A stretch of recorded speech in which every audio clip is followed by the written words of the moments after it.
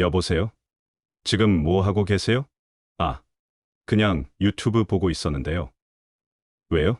지금 당장 이 영상 보세요.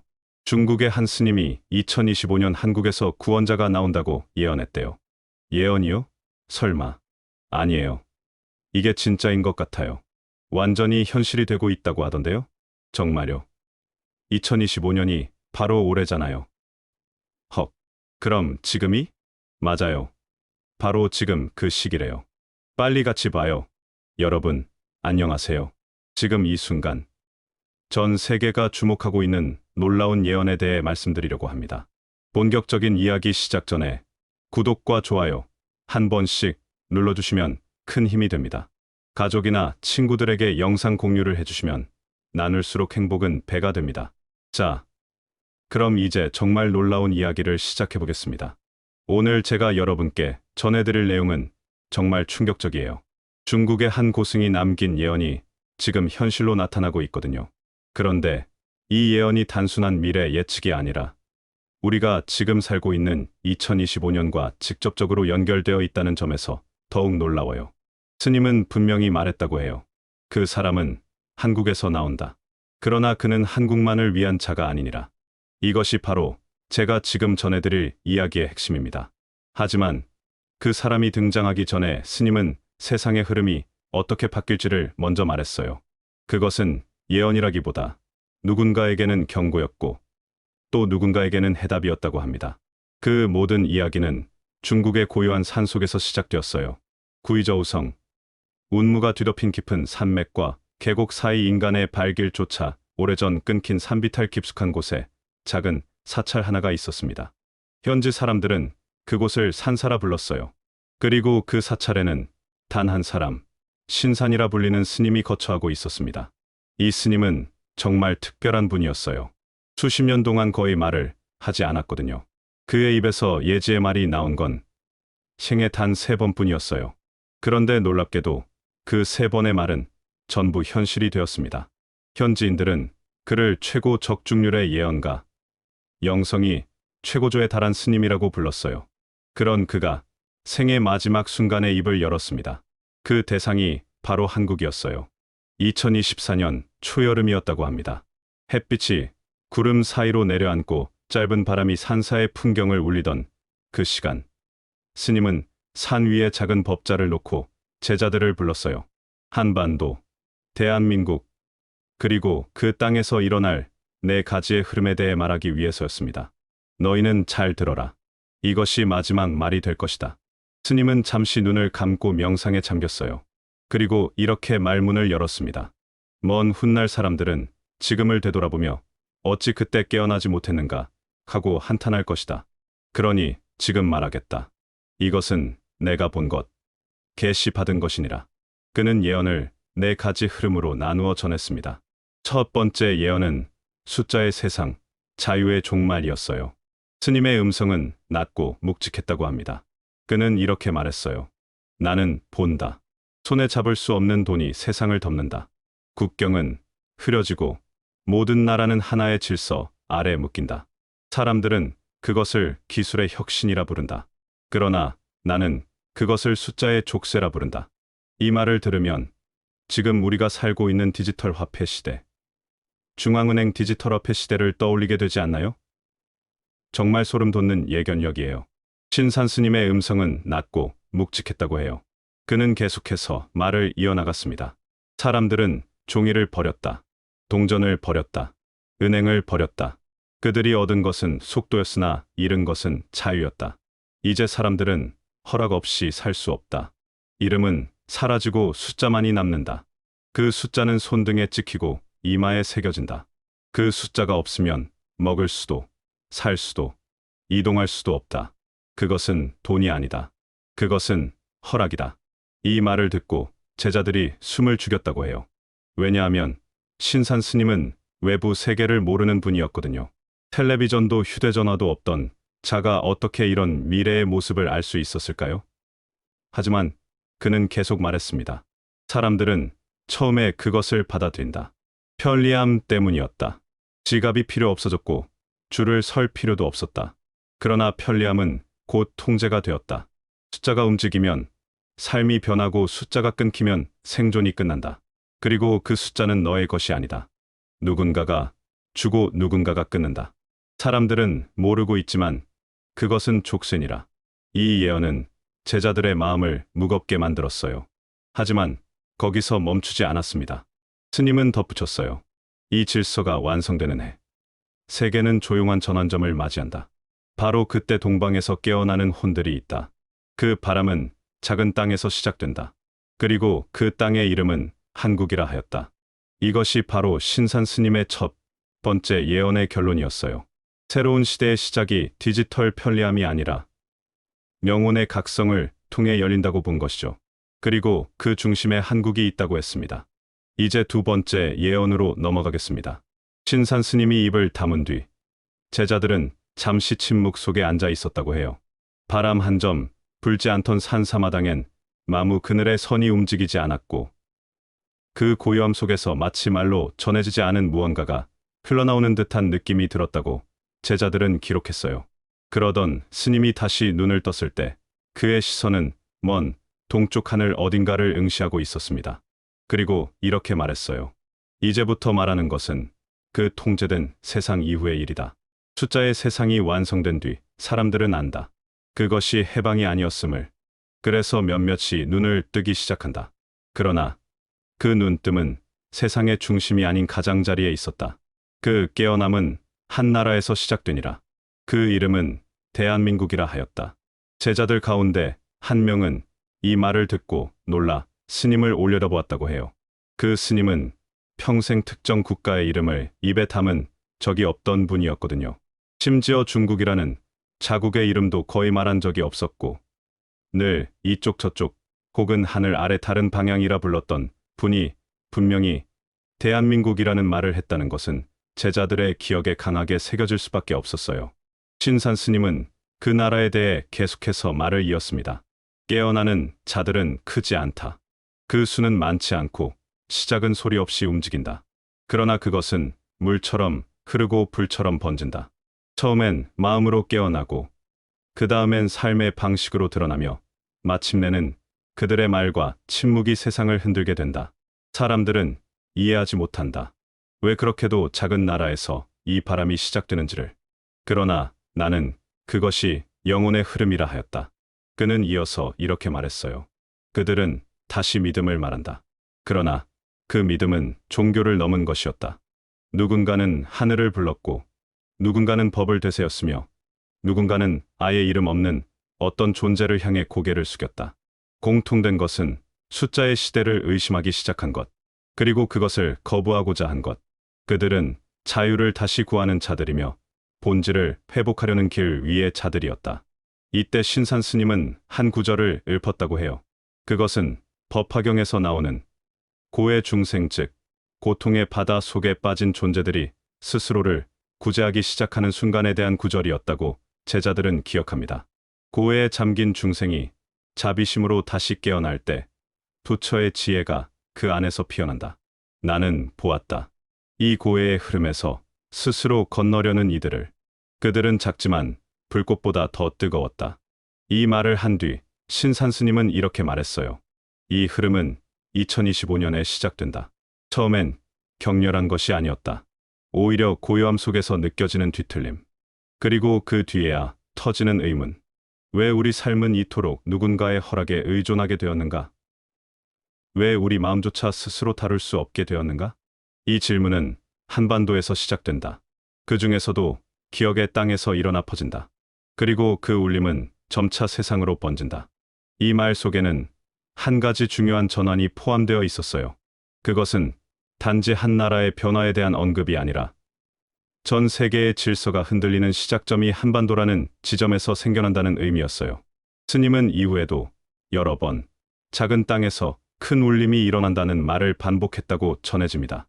신산 스님은 말했어요. 나는 보았다. 사람들이 더 이상 숫자를 따르지 않고 다시 뜻을 따르기 시작하는 것을. 그들은 모이기를 원하지 않았지만 스스로 하나가 되었다. 누군가는 산으로 갔고 누군가는 광장에 섰다. 누군가는 침묵했으나 그 침묵이 가장 큰 외침이었다. 사람들은 그들을 처음엔 이상하다고 했다. 그러나 시간이 지나자 오히려 그들의 눈이 맑다는 것을 보게 된다. 그는 이 흐름을 진실을 전하는 자들의 시대라고 불렀어요. 그리고 그것은 오직 통합된 세계의 가장자리에 있던 나라 한국에서만 시작될 수 있었다고 했습니다. 왜냐하면 그 땅은 이미 너무 많은 것을 견뎌냈기 때문이라고 그는 설명했어요. 그 나라는 오랜 고통을 지나왔다. 전쟁이 그치지 않았고 분열이 평화처럼 보였고 기억조차 두 동강이 났다. 그러나 그것은 이 흐름의 준비였다. 어둠의 밑바닥을 지나온 자만이 진짜 빛을 알아보는 법이니라. 그리고 그 어둠의 깊이에서 나오는 소리야말로 세상을 다시 깨우는 종소리가 된다. 제자들이 묻기를, 그럼 그들은 어디에서 깨어나는 것입니까? 라고 하자 스님은 고개를 들어 이렇게 말했다고 해요. 남에서 시작되나 북에서 반응하고 동쪽에서 움직이며 서쪽이 받아들인다. 온 나라에서 동시에 움직이지 않되 마음이 먼저 깨어나는 자들이 흐름을 만든다. 그리고 그 흐름은 하나의 이름을 갖지 않는다. 그저 바람처럼 퍼진다. 이 대목은 정말 놀라운 예지력이 담긴 말이었어요. 그는 한국 사회 내부의 구조와 심리적 반응, 지역 간의 인식 차이까지도 이미 통찰하고 있었던 거예요. 그리고 그는 다시 불경의 한 구절을 떠올리듯이 말했어요. 법은 반드시 소리를 통해 전해지지 않느니라. 때로는 침묵이 법을 대변하고 움직임이 없는 자가 가장 멀리 간다. 그래서 나는 그들을 말 없는 구도자라 부른다. 이제 우리는 알게 됩니다. 신산 스님의 두 번째 예언은 단지 한국에서 무언가 일어난다는 말이 아니에요. 그것은 세계 전체가 잠든 사이 한 나라에서 먼저 깨어나는 자들이 생긴다는 메시지이며 그 흐름은 영성과 자각의 회복을 중심으로 한다는 점에서 단순한 국가 차원의 사건이 아닌 지구촌 전체를 흔드는 정신적 반전의 예고였어요. 그리고 신산 스님은 분명하게 한 해를 짚었어요. 2025년, 그 해를 기억하라. 그것은 숫자의 질서가 완성되고 동시에 저항이 시작되는 해다. 많은 이들은 여전히 눈을 감겠지만 누군가는 눈을 뜰 것이니 나는 그들을 선택받은 자들이라 불렀다. 이 말을 끝으로 스님은 두 번째 예언을 마무리했다고 해요. 제자들은 이 말이 끝난 직후 갑자기 불어온 산바람에 눈을 떴고 그 바람 속에서 왠지 모르게 차가운 떨림을 느꼈다고 회상했어요. 그리고 그 떨림은 오래도록 그들의 마음속에 남았다고 합니다. 그렇게 두 번째 예언이 끝났고 이제 남은 것은 세 번째 이야기였어요. 그 깨어남의 바람 이후 한국이 실현의 땅이 되어야 했는가에 대한 스님의 예언입니다. 그 예언 속에는 우리가 오늘까지 외면하고 있던 불편한 진실이 담겨 있어요.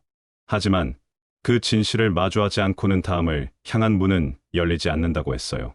2025년을 전후한 시점, 사람들은 평소처럼 뉴스 속 경제 지표를 보고 날씨를 확인하며 아이들의 학원 시간표를 챙기고 있었어요. 세계는 이미 디지털 질서 속으로 깊숙이 들어가 있었고 국경이라는 개념은 점차 흐려졌으며 한 국가의 화폐보다 시스템의 숫자가 더 강한 권력을 가지게 되었어요. 사람들은 이 변화에 적응하며 살아가는 줄 알았지만 어느 날부터인가 설명할 수 없는 이상한 정적이 흐르기 시작했어요. 그리고 그 정적이 가장 먼저 흔들린 곳, 그곳이 바로 대한민국이었습니다. 신산 스님은 이 흐름을 예언 속에서 미리 말하고 있었어요. 그는 제자들을 바라보며 이렇게 말했다고 해요. 내가 본 바를 전하겠다. 바다로 둘러싸인 반도 하나. 그 땅의 공기가 멈추고 사람들의 발걸음이 동시에 멈춘다. 그날 세계는 그 나라의 이름을 반복해서 부르기 시작한다. 모든 방송, 모든 화면, 모든 언어가 그 이름을 말하니라. 한국, 대한민국, 한반도. 그 이름이 울릴 때 사람들은 눈을 의심하고 마음은 덜컥 무너지기 시작한다. 그는 이어서 말했어요. 이것은 전쟁이 아니다. 그러나 전쟁보다 깊은 공포가 있다. 이것은 재난이 아니다. 그러나 재난보다 더 오래 흔든다. 이것은 심판이 아니다. 그러나 심판처럼 느껴진다. 사람들은 무엇이 시작된 것인지 모른다. 그러나 이미 시작된 것은 멈출 수 없다. 그것은 시연이니라. 스님은 구체적으로 어떤 사건인지는 말하지 않았어요. 그러나 그 형상은 분명했습니다. 그는 사람들이 서로를 의심하고 동시에 서로를 찾는다고 표현했어요. 이는 분열과 연대가 동시에 발생하는 혼란과 각성이 겹쳐지는 이상한 시간이 펼쳐진다는 뜻이었어요. 그는 말했어요. 그날 사람들은 소리를 지르지 않는다. 오히려 조용해진다. 그 침묵 속에서 각자의 내면이 흔들리기 시작한다. 우리는 왜 여기에 있는가라는 질문이 다시 떠오르고 모든 외적인 힘이 잠시 멈춘다. 그 정지의 순간 땅은 흔들리고 사람의 마음은 찔리며 질서는 흩어진다. 제자들은 그 말이 무서웠다고 기록했어요. 그러나 신산 스님은 그 시련의 의미를 두려움이 아닌 변화의 신호로 풀어갔습니다. 그는 말했어요. 시련은 무너뜨리기 위한 것이 아니다. 시험은 가려내기 위한 것이 아니라 드러내기 위한 것이다. 이 시련은 그 땅이 품고 있던 것을 보여주는 문이다. 그 안에 잠들어 있던 기억과 뜻이 깨어나는 순간이 된다. 그는 한 발 더 나아가 다음과 같은 말을 남겼어요. 이 땅의 고통은 우연이 아니었다.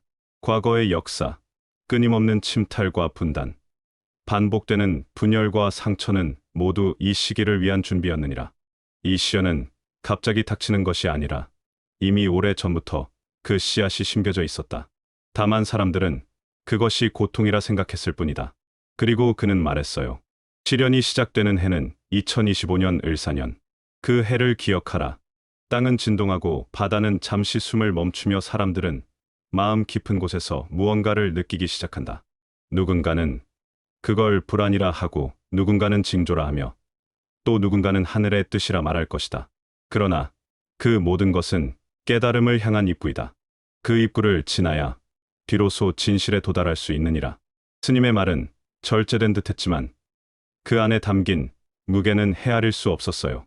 그가 말하는 시련은 단지 사건 하나를 말하는 것이 아니었습니다. 그것은 한 사회의 전방위적 동요, 영혼의 요동, 국가의 정체성에 대한 혼란과 재정립, 그리고 그 안에서 깨어나는 의미의 회복에 대한 이야기였어요. 그는 법화경의 한 구절을 인용하며 이렇게 말했다고 해요. 부처는 고통을 감추지 않으셨고 세상은 진리를 숨기지 않으니 때가 되면 바른 법은 어둠 속에서 빛을 드러낸다. 이 시련이 바로 그때다. 그 땅은 무너지지 않는다. 그 땅은 흔들릴지언정 사라지지 않는다. 왜냐하면 그 땅은 다시 시작될 것이기 때문이다. 이때 제자들 중 누군가가 물었다고 해요. 스승님, 그렇다면 우리는 어떻게 준비해야 합니까? 이 시련을 피할 수는 없습니까? 그러자 스님은 조용히 고개를 저으며 말했어요. 피할 수는 없다. 다만 깨어 있을 수는 있다. 그 깨어 있음은 어떤 권력도 어떤 기술도 줄 수 없는 것이다. 그것은 오직 내면에서부터 생겨나는 것이니 그날을 준비하는 자는 오늘 자신의 마음을 닦아야 한다. 이 말은 마치 불교에서 말하는 선정의 의미와 닿아 있었어요. 혼란 속에서도 고요히 깨어있는 상태, 외부의 소음이 내부를 흔들 수 없는 상태. 스님은 그러한 준비가야말로 시련을 건너는 유일한 방법이라 했습니다. 그리고 그는 이렇게 말했어요. 이 땅은 선택받은 자들의 시험장이 된다. 세계는 지켜볼 것이다. 저마다 자신의 질서를 흔들어 본 적 없는 이들이 이 작은 나라의 변화를 통해 스스로를 돌아보기 시작한다. 한반도는 단지 영토가 아니라 전 세계 영혼들의 거울이 되는 시기를 맞는다. 마지막으로 네 번째 예언에서 스님은 한 인물에 대해 말했어요. 나는 보았다. 사람들이 뿔뿔이 흩어져 있는 그 혼란의 시기에 중심으로 걸어 들어가는 한 사람을. 그는 군중의 앞이 아니라 안쪽에 있었다. 그는 높은 자리에 있지 않았고 방송에도 나오지 않았다. 그러나 그가 말한 한 문장은 세상의 많은 것을 움직이게 하였다. 그는 지도자가 아니었다. 그러나 사람들은 그에게 길을 물었다. 그는 종교인이 아니었다. 그러나 사람들은 그에게 의미를 물었다. 그는 구세주가 아니었다. 그러나 사람들은 그에게 기대를 걸었다. 스님은 예언을 마치며 이렇게 말했다고 해요. 예언은 끝났다. 그러나 이야기는 이제 시작된다. 그리고 이 흐름은 당신의 마음이 움직일 때 진짜로 작동하기 시작한다. 당신은 무력하지 않다. 당신은 중심에 있다. 당신은 선택받은 자일 수 있다. 여러분, 지금 이 순간 우리는 바로 그 역사적인 전환점에 서 있는 것 같아요. 신산 스님의 예언이 하나하나 현실로 나타나고 있습니다. 지금 이 순간이 바로 깨어남의 시간인 것 같습니다. 우리 모두가 스님이 말한 그 선택받은 자들 중 하나일 수도 있어요. 이상으로 신산 스님의 놀라운 예언에 대해 말씀드렸습니다. 여러분은 어떻게 생각하시나요? 마지막으로 이 영상이 도움이 되셨다면 구독과 좋아요 버튼을 꼭 눌러주시기 바랍니다. 그리고 주변의 소중한 분들에게도 이 의미 있는 내용을 공유해주세요. 감사합니다.